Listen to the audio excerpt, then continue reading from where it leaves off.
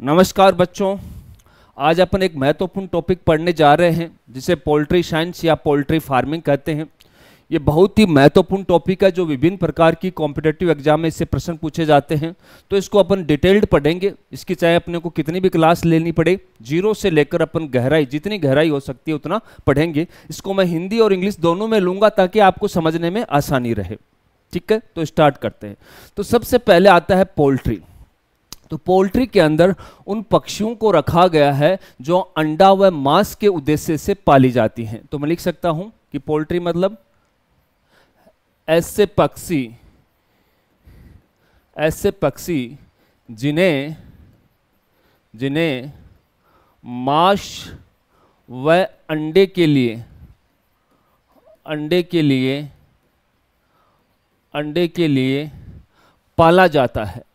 लिए पाला जाता है।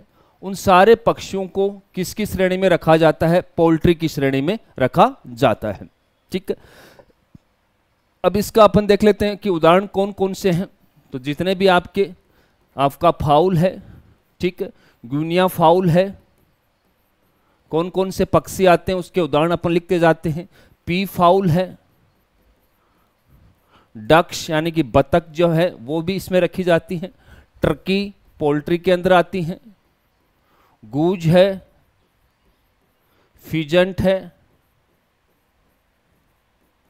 ऑस्ट्रिच है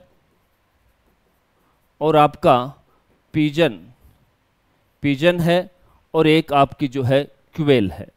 तो आपसे पूछा जाए कि पोल्ट्री के अंदर कौन कौन से पक्षियों को रखा जाता है, तो जिन्हें मांस और अंडे के उद्देश्य से पाला जाता है उन सभी पक्षियों को अपन ने पोल्ट्री कहा जाता है। तो fowl, guinea fowl, pea fowl, ducks, turkey, goose, pheasant, ostrich, pigeon और क्वेल जो है इस कैटेगरी के अंदर रखे जाते हैं।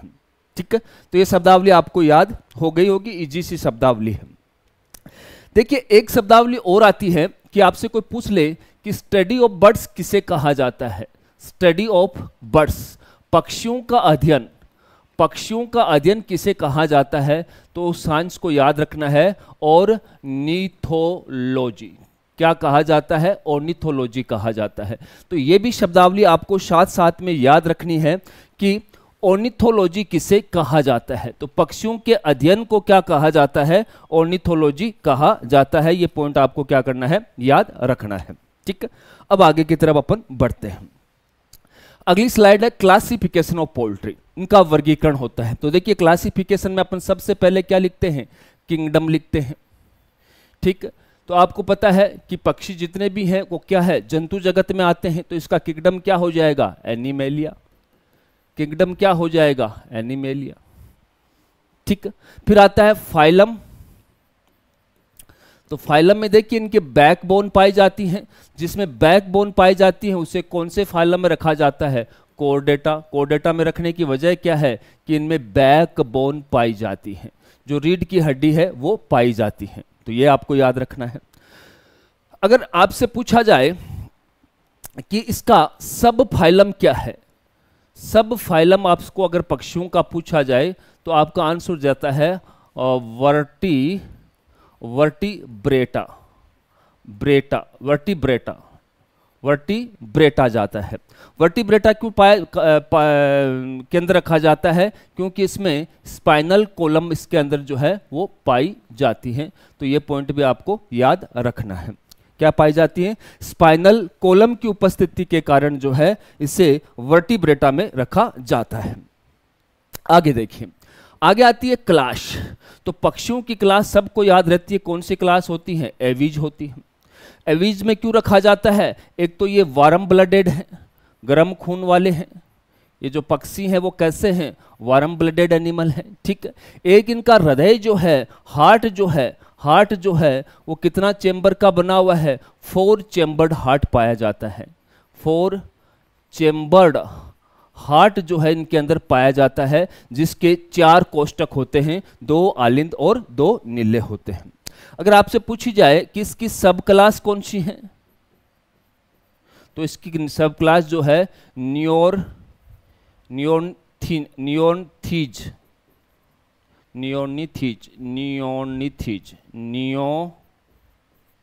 और नीथीज जो है इसकी क्लास है। और ये क्लास होने की वजह क्या है कि इसके अंदर टीथ जो होते हैं वो क्या होते हैं, अब्सेंट होते हैं।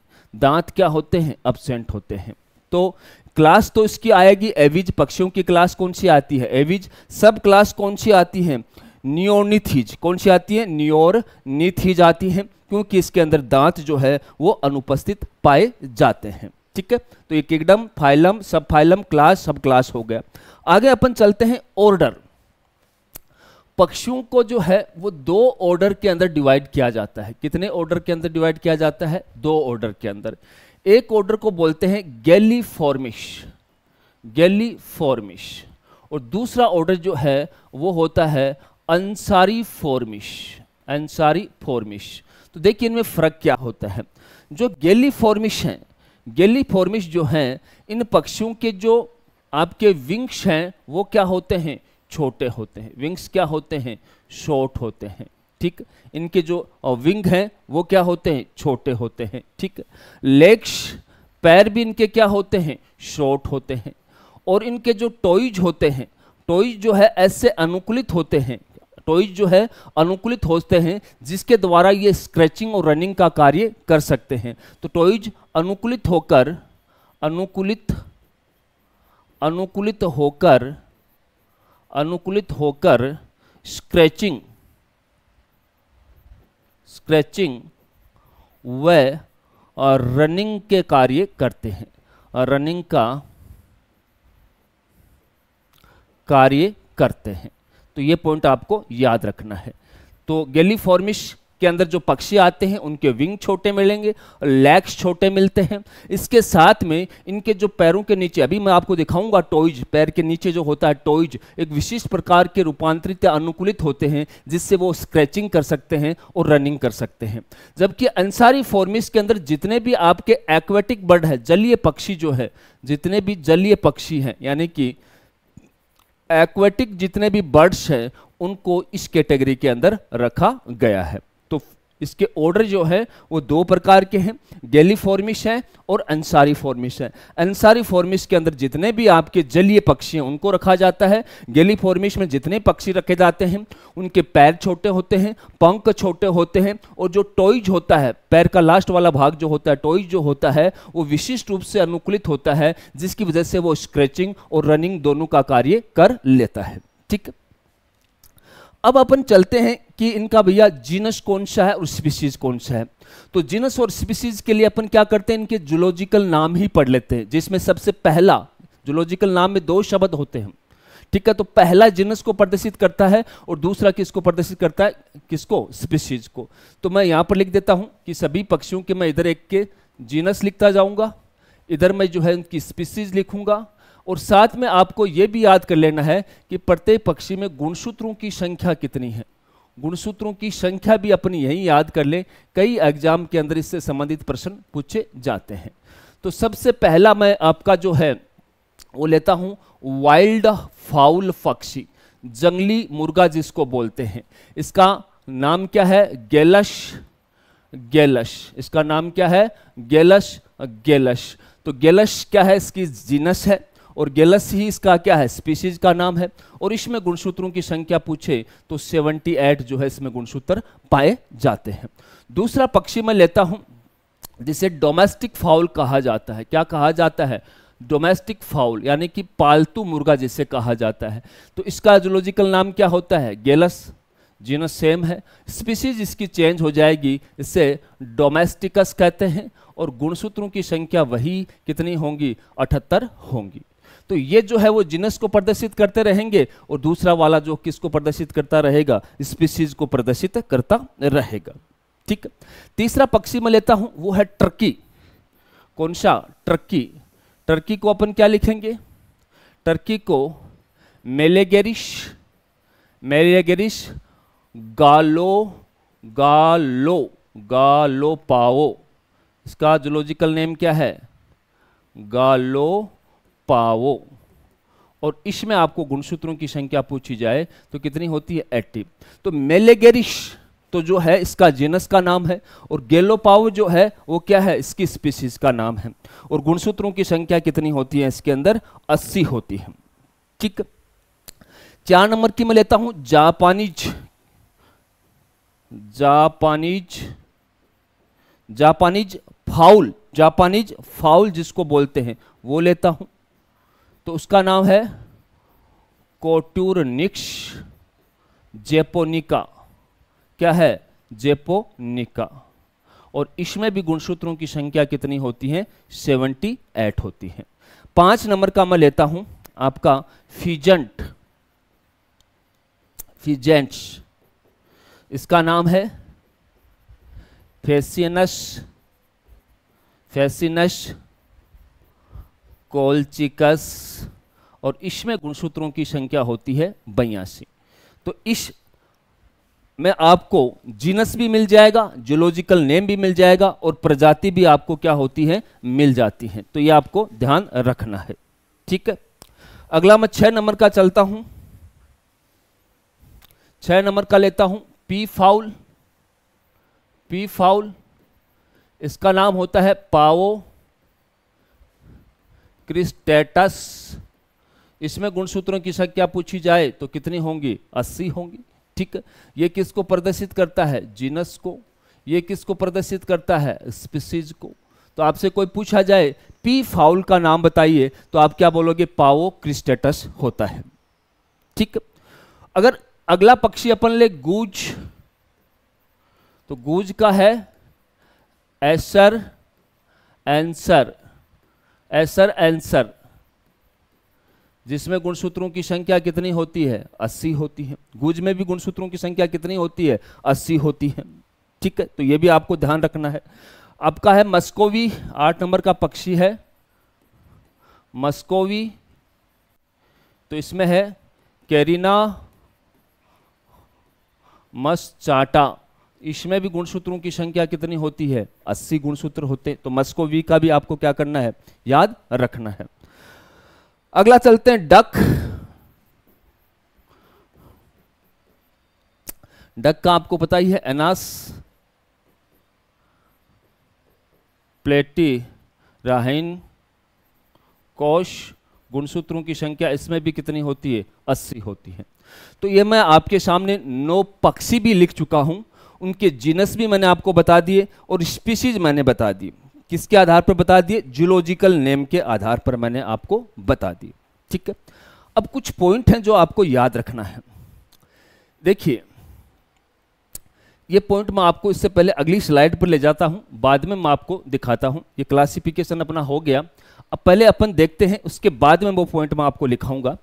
इसमें देखिए आपके सामने पक्षी है, उसके बॉडी पार्ट्स, जितने भी बॉडी पार्ट्स हैं उनका नोमेनिकल्चर किया हुआ है, नाम बताए गए हैं। तो मैं बारीक ले लेता हूं और रेड पेन से ले लेता हूं।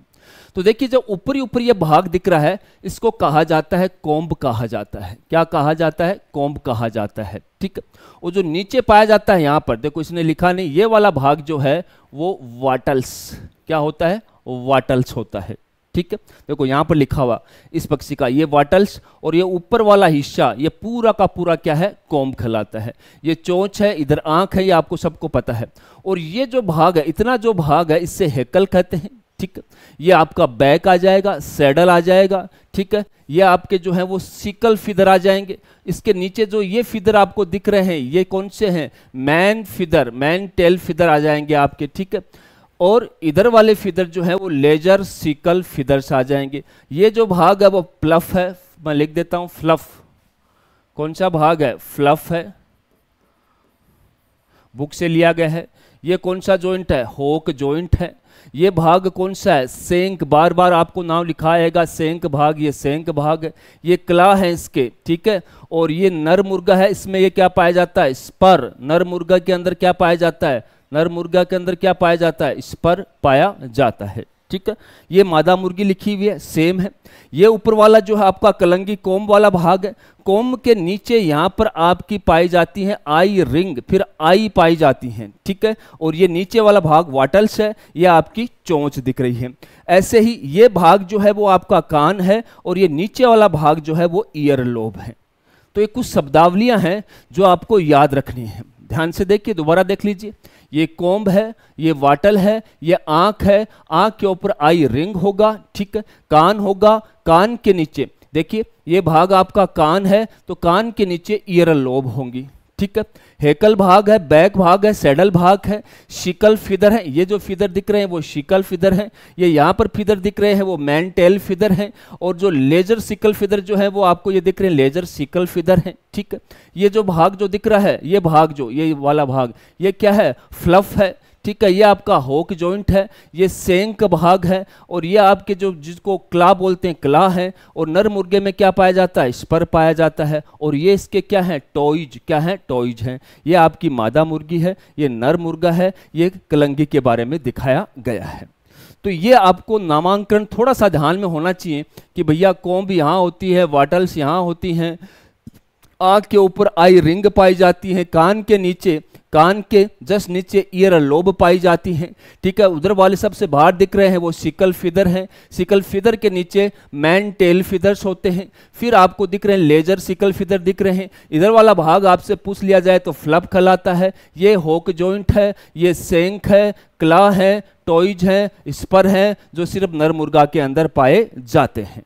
तो ये शब्दावली आपको ध्यान रहेगी तो पूरी पोल्ट्री के अंदर आपको क्या मिलेगी, सहायता मिलती है।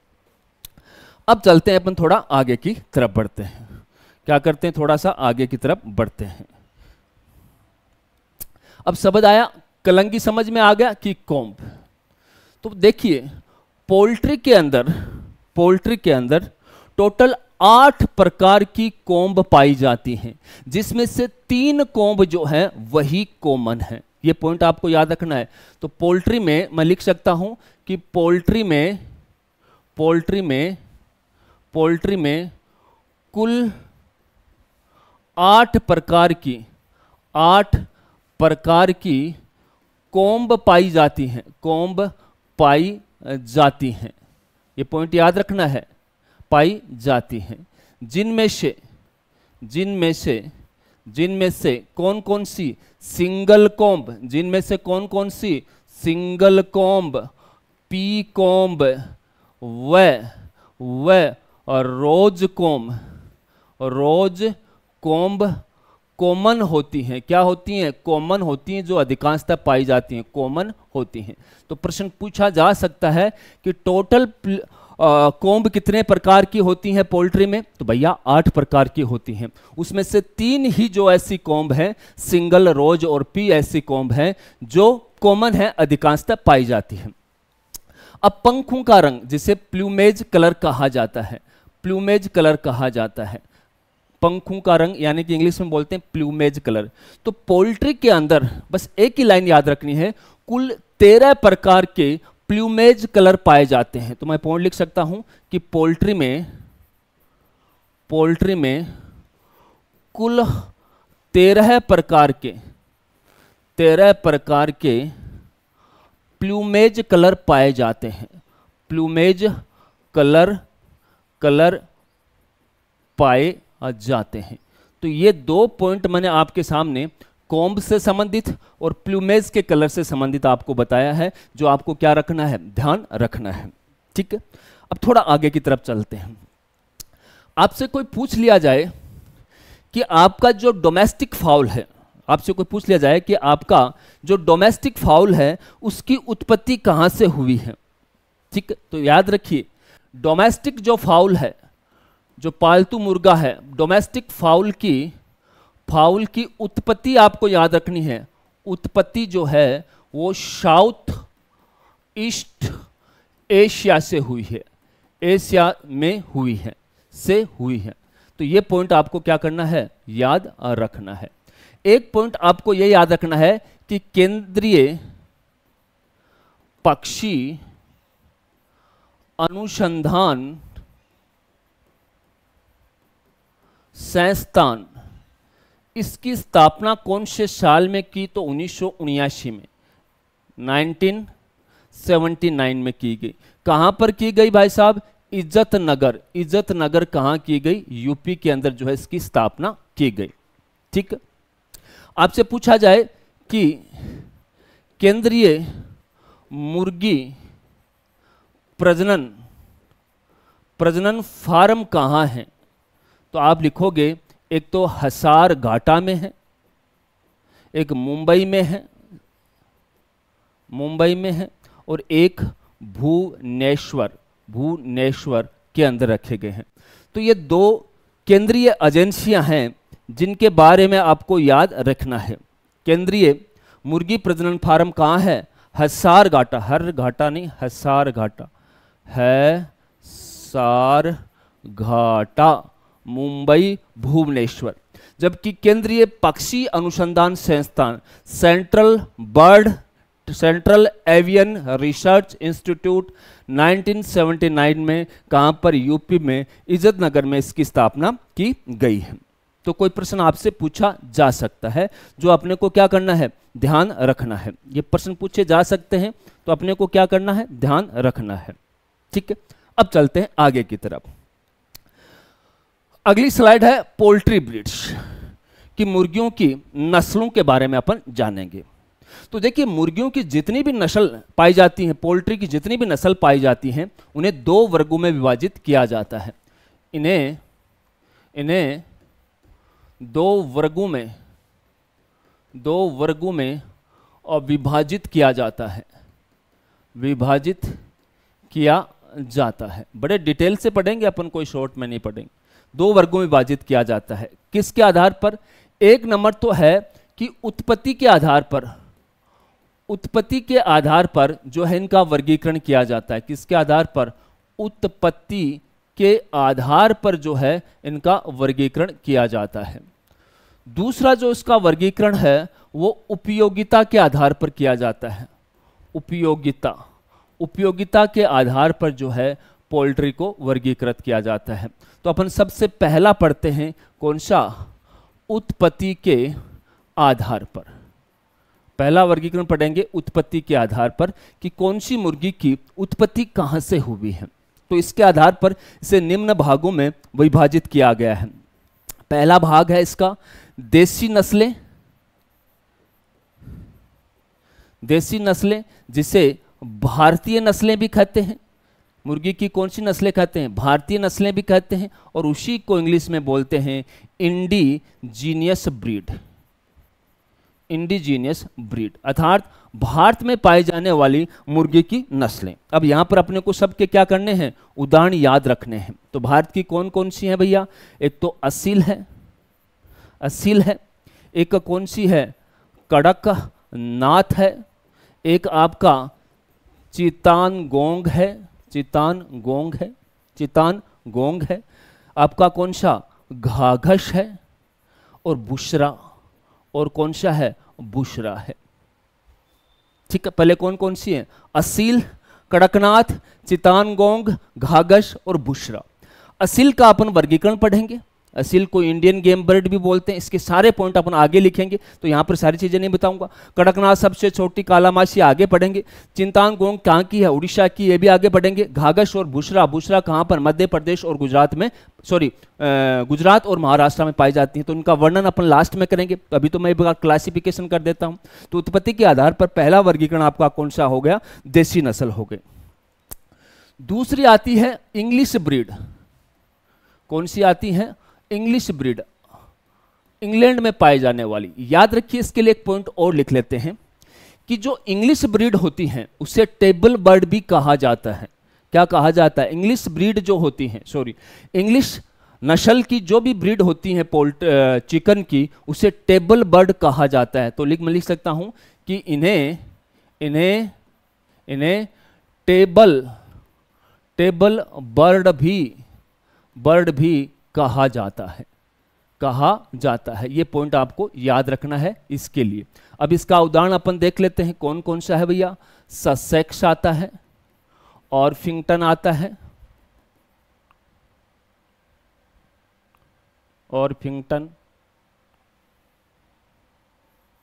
आता है, ऑस्ट्रोलोप इसमें आता है, ऑस्ट्रालोप आता है, कॉर्निश यानी कि रेड कॉर्निश लिखते हैं उसको ज़्यादातर, रेड कॉर्निश इसमें आता है, रेड केप इसमें आता है,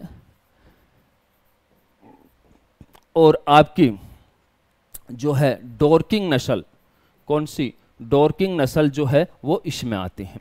तो इन्हें इंग्लिश ब्रीड कहा जाता है, और ये इंग्लिश ब्रीड की जितनी भी नस्लें हैं वो सारी की सारी मैंने लिख दी हैं। ठीक है, आगे चलते हैं। अगली कौन सी ब्रीड है? सी नंबर की जो है उत्पत्ति के आधार पर अमेरिकन ब्रीड है। और कौन सी है? अमेरिकन ब्रीड है। कौन सी? अमेरिकन ब्रीड है। अमेरिकन ब्रीड है। एक इसके लिए भी पॉइंट रखना है कि मुर्गियों की जो भी अमेरिकन नस्लें हैं वो दोहरी उपयोगिता वाली हैं, ड्यूअल पर्पज वाली हैं, अर्थात वो अंडा भी देती हैं और मांस भी देती हैं। तो ये पॉइंट लिखना है कि इस नस्ल की मुर्गी दोहरी उपयोगिता वाली, दोहरी उपयोगिता यानी कि ड्यूअल पर्पज ब्रीड उपयोगिता वाली नस्ल कहा जाता है, नस्ल कहा जाता है। ठीक, इसके भी अपन उदाहरण याद रखते हैं, इनका वर्णन बाद में देखेंगे। RIR का पूरा नाम क्या है? रोड आइसलैंड रेड होता है। ठीक है, ये भी आपको याद रखना है। न्यू हैम्पशायर शायरें होती हैं। प्लायमाउथ रॉक होती हैं, प्लायमाउथ रॉक होती हैं। ठीक, और एक जर्सी ब्लैक जियंट नाम से ही पता चल रहा है कि ये मुर्गियों में, ये आगे लिखेंगे, मुर्गियों में सबसे भारी नस्ल कौन सी है? जर्सी ब्लैक जेंट है। जबकि सबसे हल्की नस्ल कौन सी है? सबसे हल्की नस्ल जो है वो आपकी कड़कनाथ है, उसको भी आगे लिख देंगे। एक नस्ल और है, यहाँ पर लिख देता हूँ, वायनडाट। ये सारी की सारी कौन सी हैं? अमेरिकन हैं। कैसी हैं? अमेरिकन हैं। अब चलते हैं अगली क्लास, कितने नंबर की? डी की अपन चलते हैं मेडिटेरियन क्लास। मेडिटेरियन क्लास को बोलेंगे भूमध्य सागरीय नस्लें।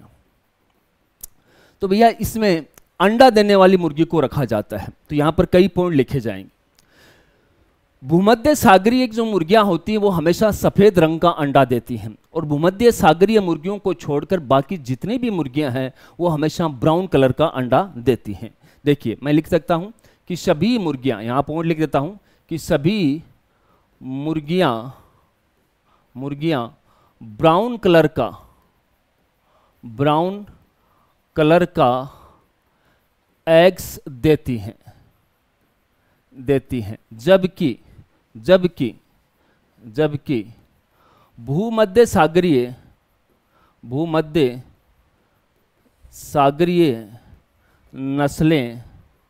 नस्लें सफेद रंग का अंडा देती हैं। तो इनका अंडे का रंग कैसा होता है? सफेद होता है। उदाहरण आपको सबको पता है, एक तो व्हाइट लेग हॉर्न है। तो व्हाइट लेग हॉर्न विश्व की सबसे अच्छी लेयर है, तो इसका वर्णन अपन आगे पढ़ेंगे, यहां अपन इसको नहीं करेंगे। व्हाइट लेग हॉर्न एनकोना है,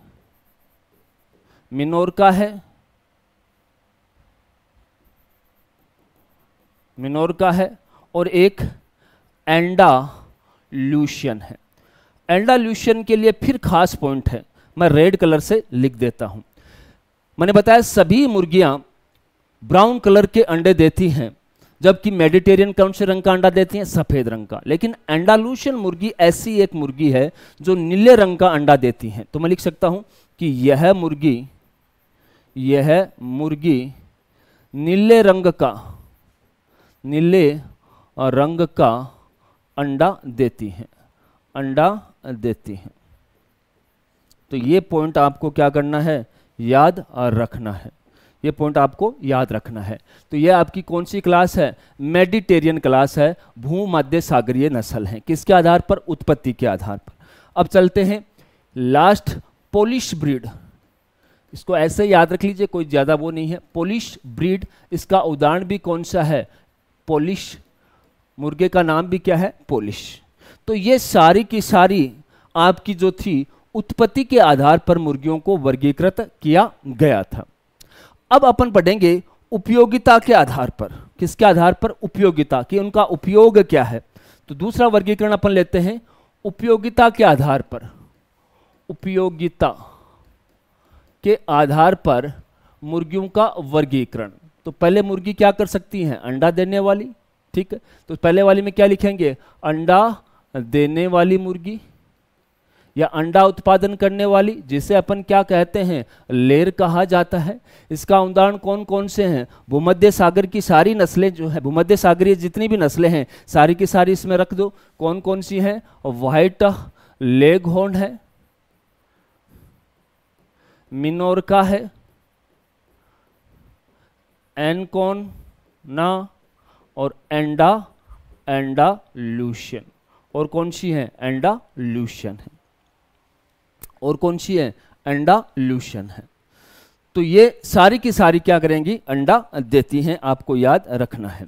आगे चलते हैं, दूसरी कौन सी नस्ल होंगी, मांस देने वाली, मांस देने वाली, मांस देने वाली, जिन्हें मांस के लिए पाला जाता है उन्हें अपन क्या कहते हैं, ब्रॉयलर्स कहा जाता है। इसका कौन कौन सा उदाहरण है आप कर सकते हो, आपकी असील, असील है, असील के साथ में आपका कड़कनाथ है, कड़कनाथ अंडा भी देती है, सॉरी असील, बर्मा, बर्मा है आपका। उसके बाद में आपका ससेक्स, लैंगसन, लैंगसन, लैंगसन जो है ये है। एक मैं आपको पीछे एक वर्गीकरण के अंदर एक क्लास बताना यहां पर भूल गया, आप EF क्लास लिख सकते हो, यहां पर एक अपन एशियाटिक क्लास भूल गए, एशियाटिक ब्रीड जो है वो भूल गए, जिसे एशियाई नस्ल कहा जाता है, एशियाई नस्ल कहा जाता है, इसमें भूल गए। तो एशियाई नस्ल कौन कौन सी हैं, आपकी बर्मा है, कोचिन है, कोचिन है और लैंगसन है। तो उत्पत्ति के आधार पर जो है टोटल कितनी है, ABCDEF 6 क्लास के अंदर बांटा गया है। तो ये अपन भूल गए हैं, थोड़ा एक बार इसमें ऐड कर लीजिए, ठीक है। आगे वापस अपन वहीं आ जाते हैं। तो अंडा उत्पादन देने वाली मुर्गियां अपन ने देख ली, मांस उत्पादन करने वाली मुर्गियां देख ली, और तीसरी उपयोगिता क्या होंगी, जो दोनों काम करे, दोहरी उपयोगिता वाली, अंडा भी दे और मांस भी दे। तो सी कैटेगरी के अंदर अपन किसको, डुअल पर्पज यानी कि दोहरी उपयोगिता, उपयोगिता की नस्लें, दोहरी उपयोगिता की नस्लें, जिसे इंग्लिश में बोलते हैं डुअल पर्पज ब्रीड, ठीक है। तो अपन देख लो, अमेरिकन क्लास सारी लिख दो, कौन सी, RIR इसके अंदर आता है, RIR लिख दिया आपने, न्यू हैम्पशायर लिख दिया, न्यू हैम्पशायर हो गया, प्लायमाउथ रॉक हो गया, प्लायमाउथ रॉक हो गया। तो ये सारी की सारी जो है आपकी क्या है, दोहरी उपयोगिता की नस्लें हैं, जिनको आपको याद रखना है। एक दो और भी लिख सकते हो, डॉर्किंग भी इधर भी आता है, डॉर्किंग भी लिख सकते हो, ऑस्ट्रोलॉब भी इसमें आता है, ऑस्ट्रालॉब भी इसमें आता है। तो ये मैंने आपको सारी की सारी जितनी भी नस्लें थी, सारी की सारी नस्लों के बारे में मैंने आपको बता दिया है कि कौन सी नस्ल की उपयोगिता के आधार पर कौन सी हैं और उसके आधार पर कौन सी हैं, ठीक है। अब अपन चलते हैं, एक एक नस्ल को लेकर अपन पढ़ेंगे, ठीक है। स्लाइड पर आगे की तरफ बढ़ते हैं। सबसे पहले असील है, असील के सामने आपके सामने इसकी फोटो दी हुई है, ठीक है। तो असील को अपन क्या बोलते हैं, एक तो बोलते हैं इसका निकनेम कौन सा है, इंडियन गेम ब्रीड भी बोला जाता है, गेम ब्रीड भी बोला जाता है, ठीक है, इंडियन गेम ब्रीड बोला जाता है। फाइटिंग कॉक भी कहा जाता है, लड़ाकू, फाइटिंग कॉक, लड़ाकू मुर्गा भी कहा जाता है। इससे लखनऊ का मुर्गा, लखनऊ का मुर्गा भी कहा जाता है। तो असील के तो निकनेम हैं जो आपको याद रखने हैं। इससे इंडियन गेम ब्रीड, क्योंकि ये फाइटिंग में काम में लिया जाता है, दो मुर्गों को लड़ा के देखा जाता है, ठीक है, कंपटीशन लगता है, शरत भी लगती है, तो इंडियन गेम ब्रीड भी कहते हैं, फाइटिंग कॉक भी कहते हैं, और इसे लखनऊ का मुर्गा भी कहा जाता है। तो ये आपको ध्यान रखना है, ठीक है। अगला इसका पॉइंट आता है कि भैया इसकी उत्पत्ति और वितरण कहाँ कहाँ है। तो याद रखिए, इसकी उत्पत्ति और वितरण AP आंध्र प्रदेश, UP उत्तर प्रदेश और राजस्थान। और कौन सा स्टेट, राजस्थान। तो आपसे पूछा जाए कि असील की उत्पत्ति व वितरण कहाँ कहाँ पर है, तो आंध्र प्रदेश, उत्तर प्रदेश और राजस्थान है। ठीक है, ठीक। अब आती है इसकी विशेषता। इस मुर्गे की विशेषता क्या है? एक तो भैया इसकी शाही चाल पाई जाती है। क्या पाई जाती है? शाही चाल। और रॉयल गेट क्या पाई जाती हैं? शाही चाल। चाल जैसे कोई राजा महाराजा की चाल हो, ऐसे चाल पाई जाती है। लड़ाकू के अच्छे गुण होते हैं, फाइटिंग के अड़िया गुण होते हैं, लड़ने वाले अच्छे गुण होते हैं, लड़ाकू होता है। फाइटिंग के अच्छे गुण होते हैं। दूसरा पॉइंट आपको क्या याद रखना है कि भैया इसे फाइटिंग कॉक इसलिए कहा जाता है क्योंकि इसमें लड़ने के अच्छे गुण पाए जाते हैं। ठीक है। हाई स्टेमिना होती है, इसकी स्टेमिना बहुत ज़्यादा है, क्योंकि लड़ेगा उसकी स्टेमिना ज़्यादा पाई जाती है, तो हाई स्टेमिना पाई जाती है। ये आपने देखा मांस के लिए पाला जाता है। किसके लिए? मांस के लिए पाला जाता है, और कोई उपयोग नहीं है, मांस के लिए पाला जाता है। अपने देखा अंडा नहीं देता, मांस के लिए पाला जाता है। ठीक है। इसकी कॉम्ब जो है, कलंगी है, वो पी शेप्ड होती है। कैसे? पी शेप्ड, मटर शेप्ड, पी शेप्ड जो है इसकी कलंगी पाई जाती है, जो आपको याद रखना है। ठीक है। एक ये जो है गुड मदर होता है, असील जो होता है ये गुड मदर होता है। क्या होता है? गुड। इसकी माँ जो होती है वो गुड मदर होती हैं, अच्छी मदर होती हैं। बेस्ट ब्रूडर, ब्रूडिंग होता है, गुड ब्रूडिंग, बेस्ट तो नहीं लिखेंगे, गुड ब्रूडिंग गुण पाया जाता है, अर्थात चूजे की देखभाल करना भी इसके अंदर पाया जाता है। दोबारा देखिए, जो मुर्गी अपने चूजों की देखभाल करती है, मुर्गी द्वारा चूजों की देखभाल करना ब्रूडिंग कहलाता है। तो इसमें गुड ब्रूडिंग गुण पाए जाते हैं, मतलब अपने चूजों की अच्छी तरह से देखभाल कर लेती हैं। जो अपने बच्चों की अच्छी तरह से देखभाल कर लेती हैं उसको मदर को, उस मदर को क्या कहा जाता है? गुड मदर कहा जाता है। उस मदर को भी क्या कहा जाता है? गुड मदर कहा जाता है। ठीक है। इसकी वेट की बात करें, इसके वेट की बात करें तो मेल का वजन जो है वो 4.5 kg होता है, और फीमेल का वजन जो है वो कितना होता है? 3.5 kg होता है। कितना होता है? 3.5 kg होता है। तो एक बार मैं फिर इनके आपको पॉइंट याद करवा देता हूँ। डायग्राम देखना है तो ये रहा आपका लखनऊ का मुर्गा। इसे इंडियन गेम ब्रीड कहा जाता है। इंडियन गेम ब्रीड क्यों कहा जाता है? क्योंकि लोग इससे जो है वो गेम खेलते हैं। ठीक है। और फाइटिंग कॉक होता है, लड़ने वाला होता है, लखनऊ के मुर्गे के नाम से भी जाना जाता है। उत्पत्ति वितरण पूछे तो आंध्र प्रदेश, उत्तर प्रदेश और राजस्थान है। शाही चाल पाई जाती हैं, लड़ने के अच्छे गुण पाए जाते हैं, स्टेमिना बहुत अच्छी पाई जाती है, सिर्फ मांस के लिए पाला जाता है। पी शेप्ड क्या होती हैं? कॉम्ब होती हैं। इसकी कलंगी जो है, मैंने बताया ना 3 मुख्य प्रकार की कलंगी पाई जाती हैं, सिंगल, रोज और पी। तो पी शेप्ड जो है इसके अंदर कलंगी पाई जाती है। और इसकी माँ के अंदर, माँ का अच्छा गुड मदर होती हैं, क्योंकि वह चूजों की अच्छी देखभाल करती हैं, अर्थात गुड ब्रूडिंग कैपेसिटी पाई जाती है। नर का वजन 4.5 kg और फीमेल का वजन जो है वो कितना होता है? 3.5 kg होता है। तो ये सारे के सारे पॉइंट जो हैं आपको असील के याद करने हैं। ठीक है। तो ये आपको ध्यान रखने ताकि मैं आगे की तरफ बढ़ सकूं। चलिए आगे की तरफ चलते हैं। आगे की तरफ है कड़कनाथ। कड़कनाथ का मीट जो है, ये देखो आप, एकदम काला। मुर्गा ही कैसा है? काला है। मुर्गा काला है, इसकी हर चीज काली है। मीट कैसा है? काला है। रंग कैसा है? काला है। ठीक है। तो हर चीज काली होती है, तो मीट काला होने की वजह से, इसका मीट काला होने की वजह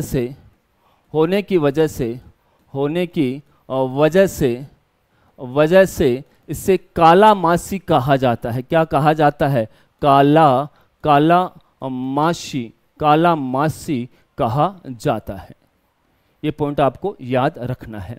पहला पॉइंट आता है कि भैया इसकी उत्पत्ति और वितरण बताइए। उत्पत्ति व वितरण बताइए। तो कड़कनाथ की उत्पत्ति जो है वो झाबुआ व थार जिला कहाँ पर? मध्य प्रदेश से। थार जिला कहाँ पर, मध्य प्रदेश से जो है इसकी उत्पत्ति हुई। मीट का रंग आपको पता है काला है। याद रखिए विशेषता में और क्या क्या है, विशेषता देखते हैं इसकी क्या क्या है। विशेषता देखिए इसकी कोम्ब, वाटल्स, और इसकी जो जीभ है, जीभ टंग, ये कौन से कलर की होती हैं, बैंगनी कलर की होती हैं, पर्पल कलर की होती हैं। यह विशिष्ट करैक्टर है। विशिष्ट करैक्टर क्या है कि इसकी कलंगी देख लो, आप चाहे कलंगी देख लो, वाटल देख लो, जीभ जो है वो कौन से कलर की होती हैं, पर्पल कलर की होती हैं। ठीक, आपसे एक प्रश्न पूछा जाएगा कि आप जितनी भी मुर्गियां पढ़ते हैं उन सब मुर्गियों में सबसे ज्यादा रोग प्रतिरोधक क्षमता किस मुर्गे में होती है, तो कड़कनाथ में होती हैं। तो मुर्गियों में सबसे अधिक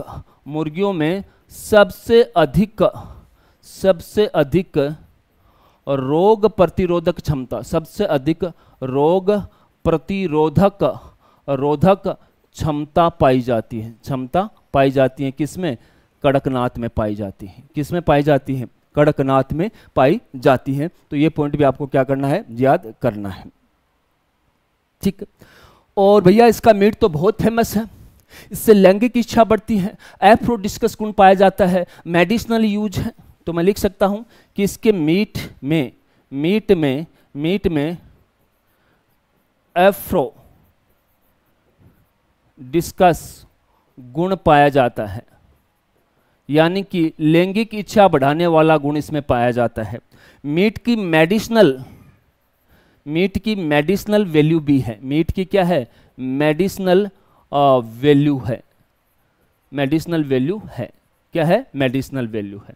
ठीक, अगर बात की जाए इसके वजन की, मैं रेड कलर से लिख देता हूं क्योंकि वजन में एक चीज छुपी हुई है।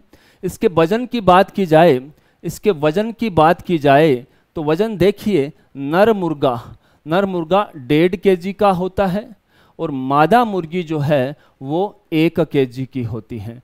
अर्थात आपसे पूछ लिया जाए कि सबसे हल्का, लाइटेस्ट ब्रीड ऑफ पोल्ट्री का सबसे हल्का मुर्गा होता है, तो लाइटेस्ट ब्रीड, देखो ये प्रश्न आता है, लाइटेस्ट ब्रीड ऑफ पोल्ट्री, तो आपका आंसर जाएगा कड़कनाथ। आंसर क्या जाएगा, कड़कनाथ आता जाएगा। प्रश्न आ जाता है कि मुर्गियों में सबसे हल्की मुर्गी की नस्ल कौन सी है, तो आपका आंसर क्या जाना चाहिए, कड़कनाथ जाएगा। ठीक है, तो ये आपको ध्यान रखना है। फिर देख लीजिए, मीट की वजह से इसे काला मासी कहते हैं। ठीक है, उत्पत्ति वितरण झाबुआ थार जिला मध्य प्रदेश, कोम वाटल जीभ पर्पल कलर की होती हैं। मुर्गियों में सबसे अधिक रोग प्रतिरोधक क्षमता, सबसे कम बीमार होने वाला यही है।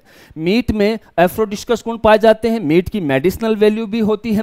इसका वजन जो है वो, नर का वजन जो है वो 1.5 kg होता है, मादा का वजन 1 kg होता है। अर्थात मुर्गियों में सबसे हल्की मुर्गी जो है वो कौन सी होती है, कड़कनाथ। ये बहुत ही इंपॉर्टेंट पॉइंट है जो आपको याद रखना है। ठीक है, अब चलते हैं अपन अगली स्लाइड की तरफ। अगली स्लाइड में क्या है, अगला देखिए, चित्तागोंग कौन सा है, अपनी देशी नस्ल है। तो इसमें इतना याद रखना है, ये उड़ीसा, इसकी उत्पत्ति पूछे तो कहाँ का है, उड़ीसा का, और इसे मल्ले कहा जाता है। इससे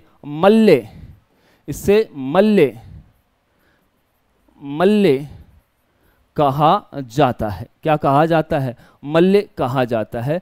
फोटो आपके सामने लगाई हुई है। बस 2 ही पॉइंट याद रखने हैं। चित्तागोंग कहाँ का है साहब, उड़ीसा का है। इसे क्या कहा जाता है, मल्ले कहा जाता है। क्या कहा जाता है, मल्ले कहा जाता है। आगे की स्लाइड में चलते हैं। अगली बुशरा में आपको ये बस सिर्फ इतना ही याद रखना है कि कहाँ कहाँ का है। तो बुशरा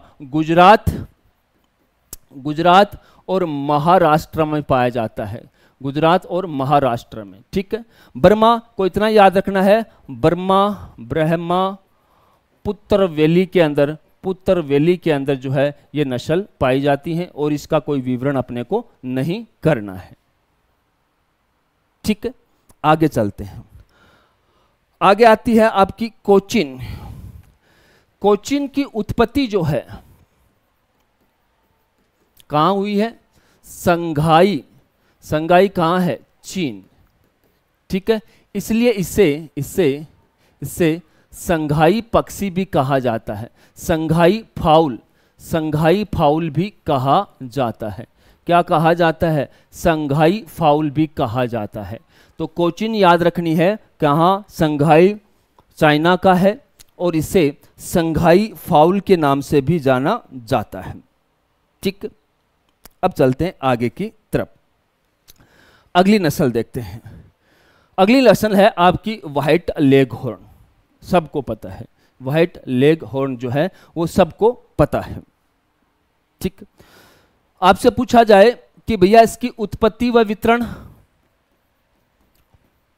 उत्पत्ति और वितरण, तो ये उत्पत्ति तो आपको सबको पता है, ये कहाँ की है? इटली की है। आपसे पूछा जाए कि भारत में ये कब प्रवेश किया, तो भारत में इस नस्ल का आगमन, इस नस्ल का आगमन कब हुआ? 1920 में हुआ। आगमन जो है वो 1920 में हुआ। ठीक, आपसे विशेषता पूछी जाए तो इसकी विशेषता अपन लिखते जाते हैं कि इसकी बहुत सारी विशेषता है। एक तो जो है ये कौन सी क्लास का है? मेडिटेरियन क्लास का है। तो भूमध्य सागरीय जितनी भी नस्लें पाई जाती हैं पोल्ट्री की, उसमें सबसे बेस्ट नस्ल कौन सी है? व्हाइट लेग हॉर्न है। तो मैं बोल सकता हूं कि भूमध्य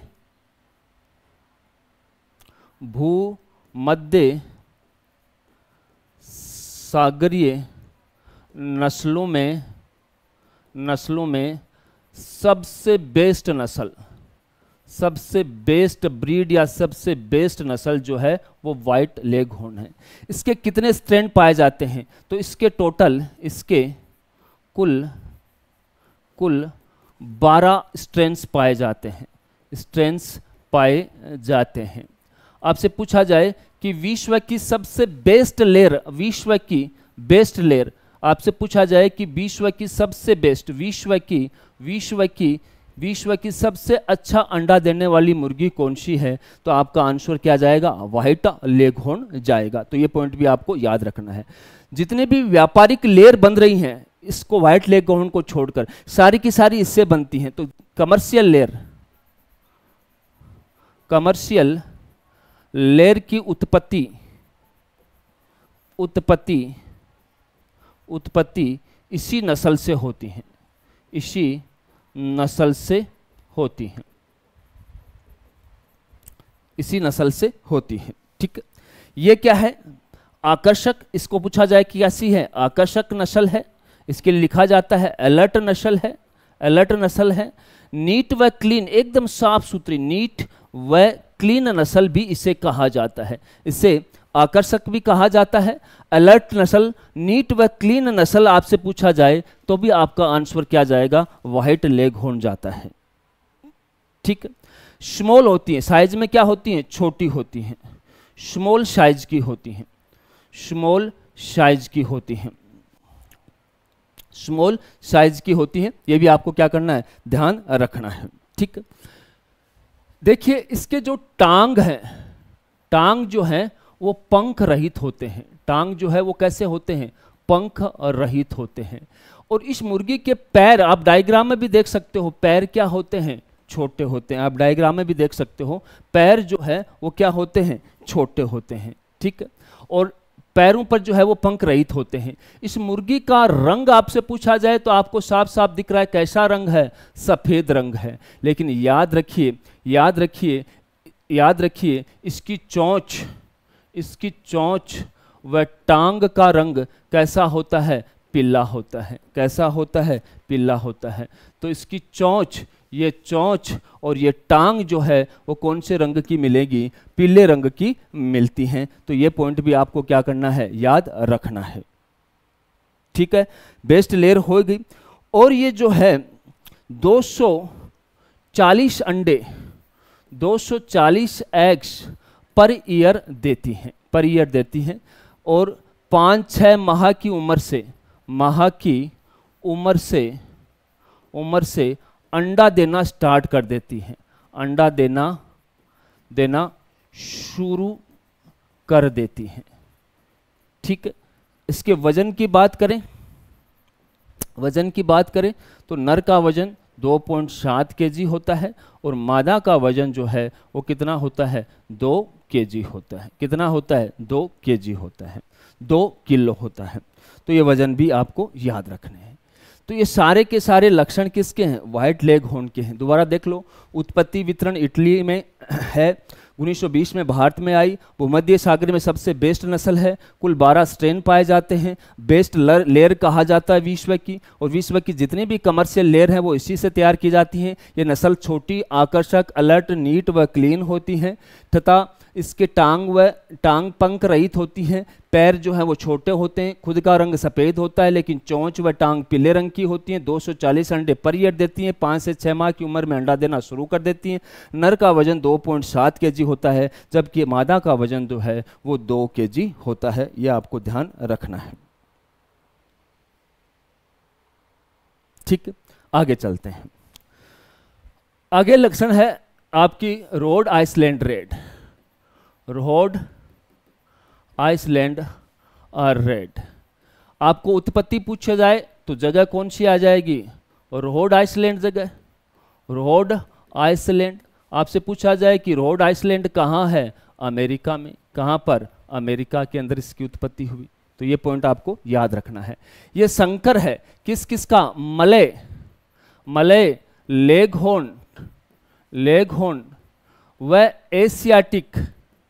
एशियाटिक ब्रीड का संकरण है, क्रॉस है। किस किस का, मलय, लेगहॉर्न और एशियाटिक ब्रीड का जो संकरण है वो कौन सा है, आपका RIR है।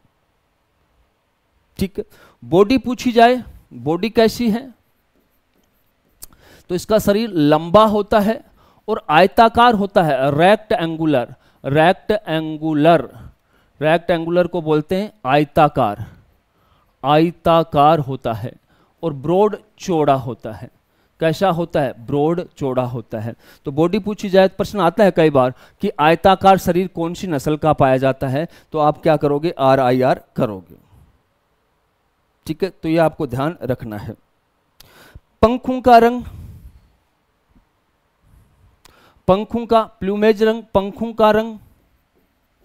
पंखों का रंग आपसे पूछा जाए तो आप देखो कैसा है, गहरा रंग बोल सकते हो या लाल भूरा रंग। कैसा बोल सकते हो, लाल भूरा रंग होता है। लेकिन पूंछ के जो पंख होते हैं वो हमेशा कौन से कलर के होते हैं, काले रंग के होते हैं। पूंछ के रंग काले रंग के होते हैं। यहाँ जो पूंछ है, यहाँ का जो पंख हैं उनका कलर कैसा मिलेगा आपको, ब्लैक मिलता है। अंडा जो है वो ब्राउन कलर का देती है। अंडे का रंग आपसे पूछा जाए तो कैसा होता है, ब्राउन कलर अंडा जो है ये मुर्गी देती है। कौन से रंग का देती है, ब्राउन कलर का अंडा जो है ये मुर्गी देती है। डुअल पर्पज ब्रीड है, ये जो है आगे लिख देता हूं, दोहरी उपयोगिता की नस्ल है। दोहरी उपयोगिता की नस्ल है। एक खास बात और है कि ये विपरीत परिस्थितियों में अनुकूलित नस्ल है। विपरीत परिस्थितियों में अनुकूलित नस्ल है। अनुकूलित नस्ल है, मतलब विपरीत परिस्थितियों में ये नस्ल आसानी से क्या हो जाती हैं, एडजस्ट हो जाती हैं, अनुकूलित हो जाती हैं। तो ये भी आपको याद रखना है। ठीक, वजन की बात करें तो नर का वजन जो है वो 3.8 kg होता है, जबकि मादा का वजन जो है वो 30 kg होता है।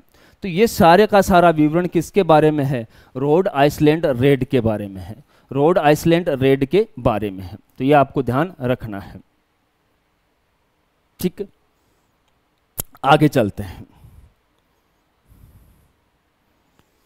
ठीक, आगे चलते हैं। आगे है रेड कॉर्निश। तो रेड कॉर्निश आपको कौन सी क्लास की है, इंग्लिश क्लास की है, तो इंग्लैंड की है। तो ये भी एक संकरण नस्ल है। किस का, इसको असील क्रॉस मल्ले क्रॉस इंग्लिश लड़ाकू ब्रीड, इंग्लिश लड़ाकू नस्लों के नस्लों के संकरण से इंग्लैंड में विकसित की गई है। कहाँ पर विकसित की गई है? इंग्लैंड में और विकसित की गई है।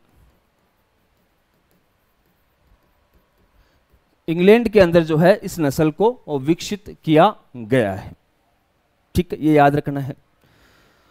इसके कंधे दूर दूर होते हैं। कंधे क्या होते हैं? दूर दूर होते हैं। कलंगी जो है, इस नस्ल की कलंगी जो है वो कौन से सेप्ट की होती हैं? पी सेप्ट होती हैं। कौन से सेप्ट की होती हैं? पी सेप्ट की कलंगी इसमें पाई जाती है, जो आपको याद रखना है। ठीक। त्वचा का रंग, इसकी त्वचा का रंग पीला होता है। त्वचा का रंग पीला होता है। ठीक है। मांस की बजाय, सॉरी, अंडे की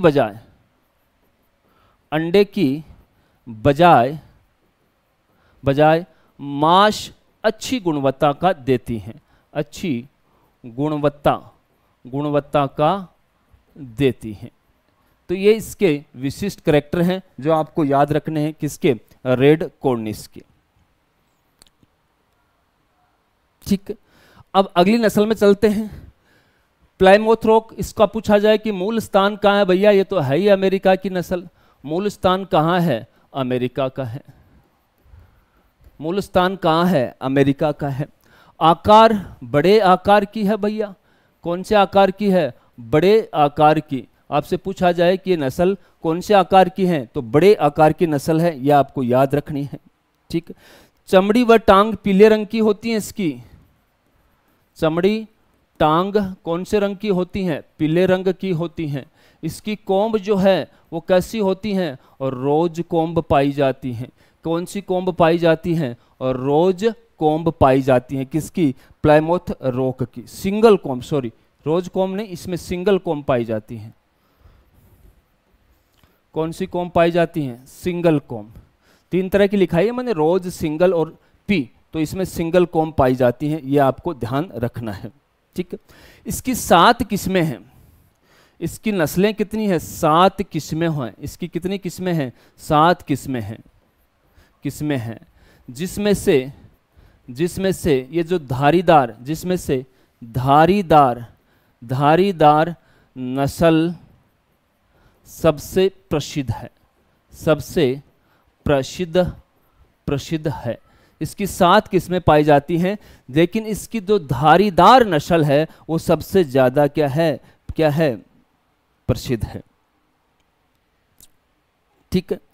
एक मादा मुर्गी का जो टकना होता है, मादा मुर्गी के टकने पर काला रंग पाया जाता है। याद रखिए, मादा जो मुर्गी होती है, मादा मुर्गी का जो टकना होता है, टकने पर काला रंग पाया जाता है। क्या पाया जाता है? काला रंग पाया जाता है। ठीक है।